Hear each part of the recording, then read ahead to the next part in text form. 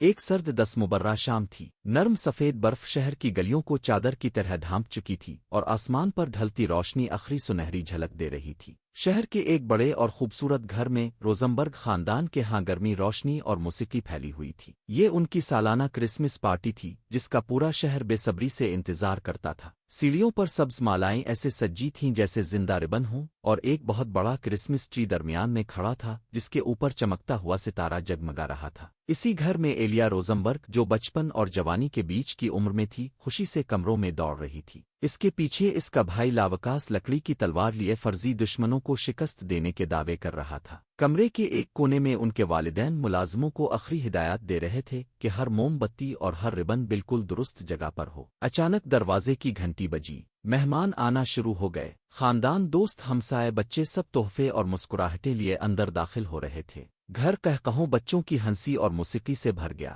مگر ایلیا اور لوکاس کے لیے ایک مہمان سب سے خاص تھا، ان کے عجیب و غریب مگر نہایت ذہین گاڈ فادر ماسٹر ایلڈرک۔ جب گھڑی نے 7 بجائے تو دروازہ دوبارہ کھلا۔ ایلڈرک اندر داخل ہوئے جیسے صد ہوا کا کوئی پراسرار جھونکا۔ ان کی ایک آنکھ پر رنگین شیشے کی پٹی تھی جس کے بارے میں بچے سرگوشیوں میں کہتے تھے کہ وہ جادوئی ہے۔ بچے ان کے گرد جمع ہو گئے جب انہوں نے اپنا لمبا مخملی تھیلا کھولا۔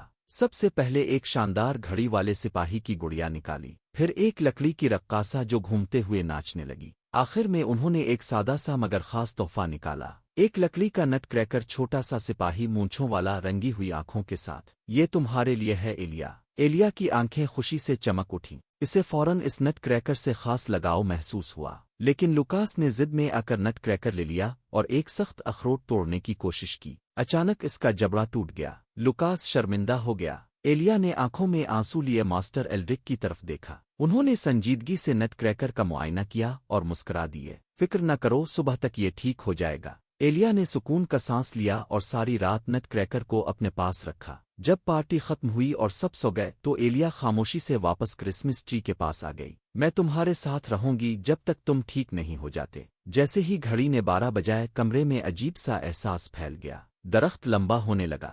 شاید ایلیا چھوٹی ہو رہی تھی۔ اچانک پیچھے سے سرسراہٹ کی آواز آئی، سینکڑوں چوہے زرہیں پہنے ہتھیار اٹھائے نمودار ہوئے۔ ان کے آگے 7 سروں والا چوہا بادشاہ تھا۔ ایلیا خوفزدہ ہو گئی، مگر اسی لمحے نٹ کریکر ہلنے لگا، وہ آہستہ آہستہ انسان کی شکل اختیار کرنے لگا، ایک بہادر سپاہی، پھر ایک شہزادہ۔ میرے پیچھے رہو، اس نے کہا۔ کھلونوں کی فوج زندہ ہو گئی، جنگ شروع ہو گئی۔ جب چوہا بادشاہ نے شہزادے کو گھیر لیا تو ایلیا نے اپنی چپل اٹھا کر زور سے پھینکی، وہ چوہے کے تاج پر لگی اور اسی لمحے شہزادے نے اسے شکست دے دی۔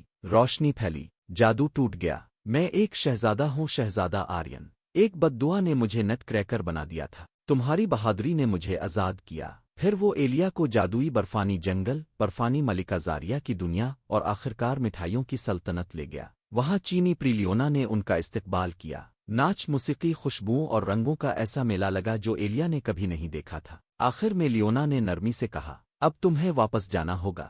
روشنی پھیلی اور ایلیا دوبارہ اپنے گھر میں تھی، نٹ کریکر اس کی باہوں میں تھا۔ کیا یہ خواب تھا؟ حقیقت؟ ایلیا مسکرا دی، وہ جانتی تھی جادو ایک بار زندگی کو چھو لے تو کبھی ختم نہیں ہوتا۔